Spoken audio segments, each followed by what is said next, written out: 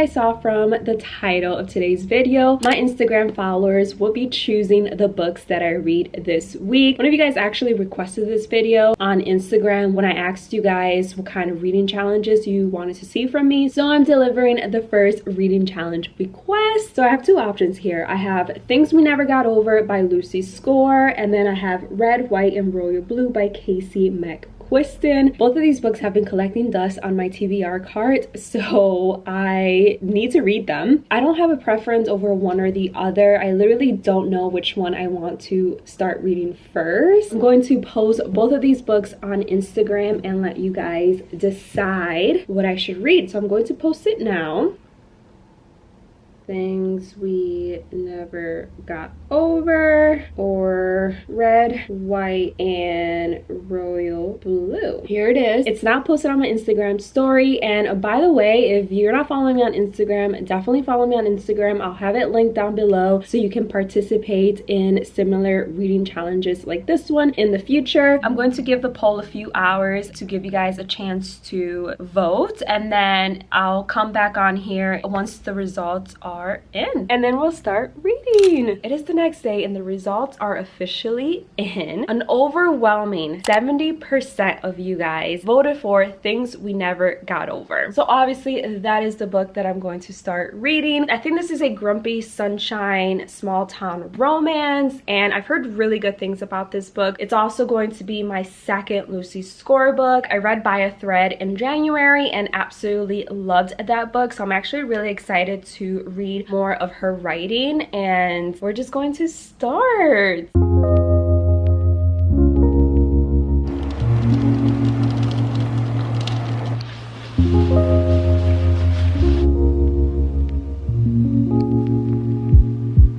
Naomi's sister is such a shitty person. She literally just abandoned her daughter and stole from her twin sister, all within the same day, within a few hours. And even more ridiculous is the fact that through all of that, Naomi is still making excuses for her sister's behavior, even though her sister is in her late 30s. I would have cut ties with Tina a long time ago, sister or not. Sometimes you just gotta let certain people go, and her twin sister is definitely toxic as all hell. And then we have Mr. Grump Knox, who doesn't have the best relationship with his brother Nash. It seems like something happened between them a few years back that ruined their relationship completely, and I really hope it's not because of a girl. That would be so lame if they allowed a girl to get in between their relationship as brothers. So I hope that's not that, and that it's something maybe a little bit more serious or a little bit more deep. I am curious to find out why they don't have the best relationship. It seems like the two main characters in this book don't have the greatest relationship with their siblings. I understand why Naomi doesn't have the best relationship with Tina though, because how could she have a relationship with such a shitty person? I still can't get over the fact that she abandoned her daughter.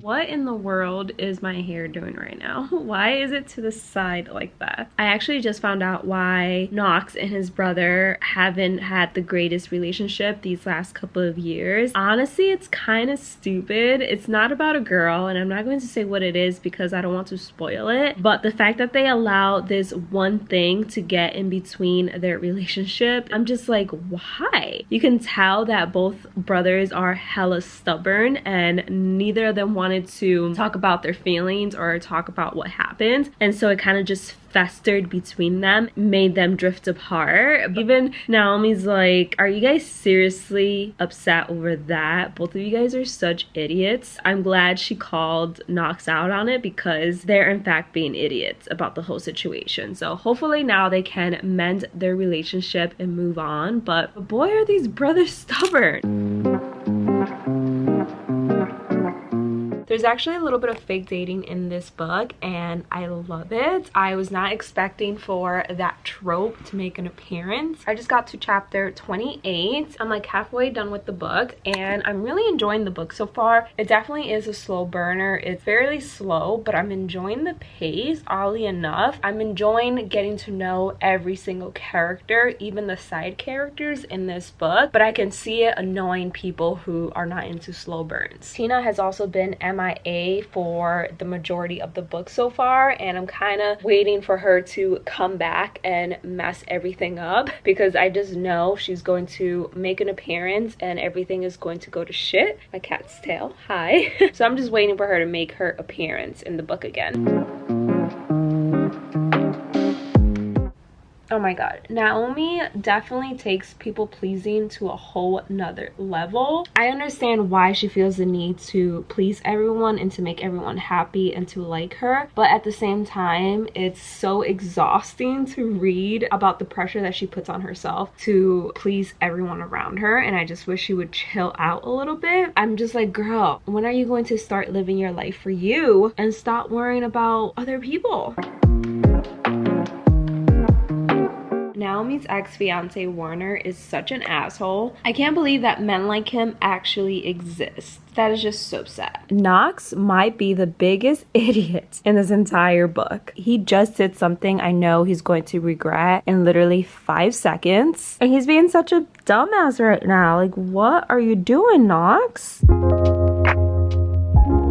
Ignore the mess that's behind me right now. We're going to move very soon, so I have boxes everywhere. My apartment is a little bit messy while we pack and get everything in order, but I want to talk about things we never got over. I am so surprised that I actually really enjoyed this book. I've been putting it off for so long, thinking that I was not going to enjoy it, and I loved it. I loved all the characters, like literally all the characters aside from just one were 10 out of 10. Like even the side characters made the book so much fun, even though the book was a little deep at times. Lucian, Nash, Waylay, I think that's how you pronounce her name, Liza J, Steph, especially Steph, were all so amazing, and again they made the book so much fun. I really enjoyed the main characters as well. I enjoyed Knox, but I felt like he was a little too much sometimes. I didn't really enjoy how possessive he was towards her at certain parts in the book, and I don't know, I just felt like he was too much of a grump. It got to the point where it was kind of annoying how grumpy he was, but I will say that he finally got his shit together towards the end of the book, so I liked him. I just didn't love his character entirely. I do wish that the author provided a little bit more closure when it came to Naomi's twin sister Tina. I feel like the ending didn't really wrap up Tina's character all that well. I was kind of left wondering like what happened to her. It's kind of implied but not directly explained, so I wish that the author had provided closure for her character. The ending was super cute, so I did enjoy the ending. The epilogue had me tearing up, and then when I read the author's note, I teared up all over again because it was just so sweet and sad at the same time. Like if you've read the author's note in this book, then you understand what I'm saying. She basically was talking about grief and how when you love someone, you love them unconditionally, knowing that you can get hurt because something may happen, they may pass away. I have a huge fear of that happening, so I completely understand where she's coming from, and her author's note just made me tear up. And normally that never happens to me, but yeah, it definitely hit me. I give it a 4 out of 5 stars. Honestly, I enjoyed it so much, and I highly recommend for you guys to check out Things We Never Got Over if you haven't read it yet. I'm definitely going to read the sequel. I think the sequel comes out in March, which I'm super excited about. Definitely going to pick that one up. I think that one follows Nash's A Love Story, and I'm excited to read it, and I know I'm going to love it because I have just been enjoying Lucy Score's writing lately. I loved By a Thread by her, and now I love Things We Never Got Over, so I'm definitely going to check out more of her books, and I recommend that you guys do the same. These are the next 2 options: Unravel Me, which is the second book in the Shatter Me series, and then we have The Housemaid. These are actually completely different from one another. This is more of a dystopian romance type book, mainly dystopian fantasy, I guess is the best way I can describe this book. And then we have The Housemaid, which is more of a fast-paced thriller from what I've been told. I did a poll this morning on Instagram just asking you guys to choose which book I should read next, and the majority of you guys, 64% of you guys, actually chose The Housemaid by Frida McFadden. So this is is the one that I'm going to read. I actually already started reading this book not too long ago, and then I got really busy and never picked it up again, but it was actually really good. Like, I didn't DNF it because I was bored with the storyline. I truly just got a little too busy. I got up to chapter 10, page 55, so I read the first 55 pages of the book. Let me quickly read the synopsis. I never know whether or not to read the synopsis of the books that I read to you guys. I know that some people do want to know what the book is about. Other people just want to go in blind. I don't know. It's really impossible for me to please everyone, so let me know in the comments below if you prefer that I let you guys know like a quick synopsis of the book, or do you just prefer to go in completely blind. For this book, I'll quickly read what it's about. Every day I clean the Winchesters' beautiful house top to bottom. I pick up their daughter from school and I cook a delicious meal for the whole family before heading up to eat alone in my tiny room on the top floor. I try to ignore how Nina makes a mess just to watch me clean it up, how she tells strange lies about her own daughter, and how her husband Andrew seems more broken every day. But as I look into Andrew's handsome brown eyes, so full of pain, it's hard not to imagine what it would be like to live Nina's life. The walk-in closet, the fancy car, the perfect husband. I try on one of Nina's pristine white dresses once, just to see what it's like, but she soon finds out, and by the time I realize my attic bedroom door only locks from the outside, it's far too late, but I reassure myself. The Winchesters don't know who I really am. They don't know what I'm capable of. I'm actually really glad that you guys chose this book for me to read next, because like I said, I already started it and I've been meaning to finish it. So I'm looking forward to finishing it today. Let's get to reading. Nina Winchester is either extremely mean or completely insane. She treats Millie completely fine, and then the next minute she treats Millie like if Millie wasn't even a human being. How does her husband put up with her behavior? Like, one minute she's completely fine and the next she's acting like a completely different person.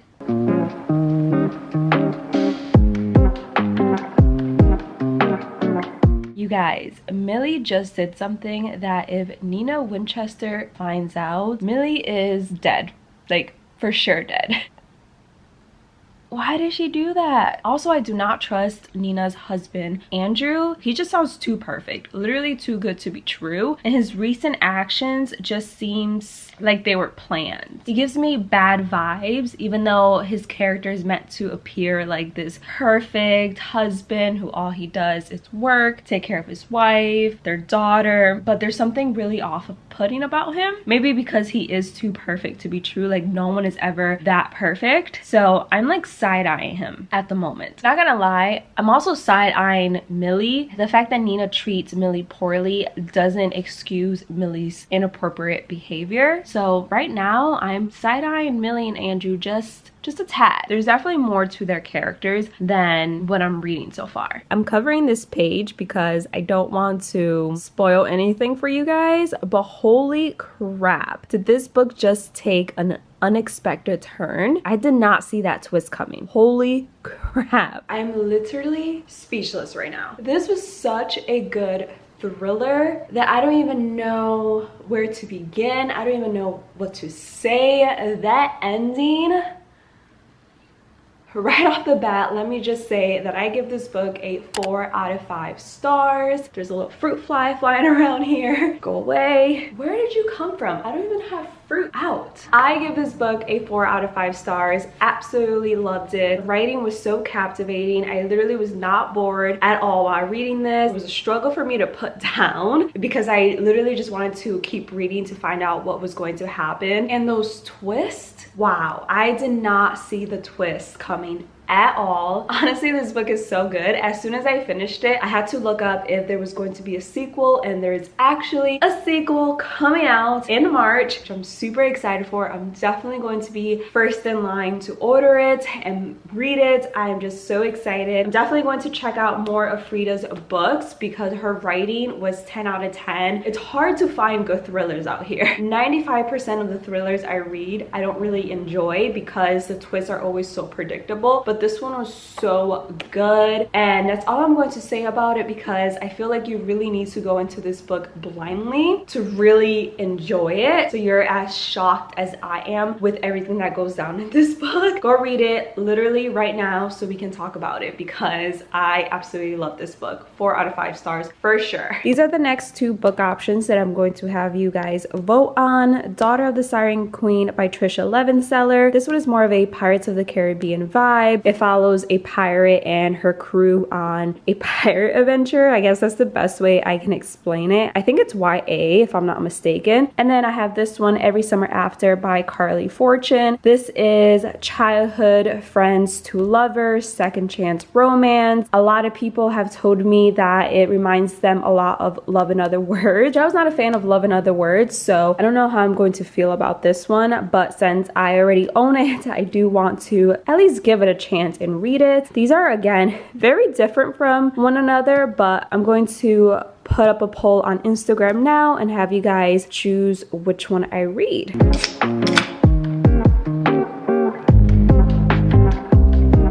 My window's open. I hope it's not too annoying, but I just have a quick little update. I'm over 100 pages into Love in Other Words. I'm 100 pages into Every Summer After. It definitely gives me Love in Other Words vibes, but I didn't really like the main characters from Love in Other Words. However, I'm actually finding myself enjoying the 2 main characters in this book. Why did it just get dark? So far, I really like Percy and Sam's personalities, and I like their banter with one another. So even though it's very similar to Love in Other Words, I'm actually enjoying this one a lot more so far. That could completely change as I continue reading, but it's actually not that bad of a book. And honestly, the small town vibes are kind of making me want to buy a cottage someday in literally the middle of nowhere. This book is just giving me like the best small town vibes, and maybe that's why I'm enjoying it so much. And my cat wants to say hi.